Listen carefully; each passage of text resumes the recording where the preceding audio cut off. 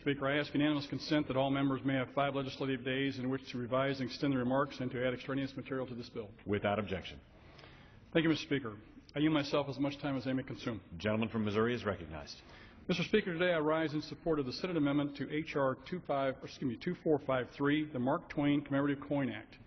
The underlying legislation, which passed the House by a vote of 408 to 4 on April the 18th and the Senate by unanimous consent in September, will allow the U.S. Mint, the Treasury, to mint $1 and $5 commemorative coins in 2016, which will promote the important legacy of Mark Twain and benefit 4 institutions that bear his name: the Mark Twain House and Museum in Hartford, Connecticut, University of California, Berkeley, Elmira College in New York, and in my congressional district, the Mark Twain Boyhood Home and Museum in Hannibal, Missouri.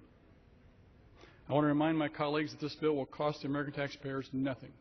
In fact, the Senate has included language that specifically ensures that the minting and issuing of coins under this act will not result in any net cost to the United States government, and that no funds can be dispersed to the recipients until the total cost of designing and issuing all coins are first recovered by the U.S. Treasury.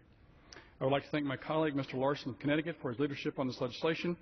I would like to acknowledge Hannibal's Mark Twain Boyhood Home and Museum Executive Director, Dr. Cindy Lovell, and the museum's curator, Henry Sweets, as well as their dedicated staff for their incredible work to promote awareness and appreciation of the life and works of Mark Twain.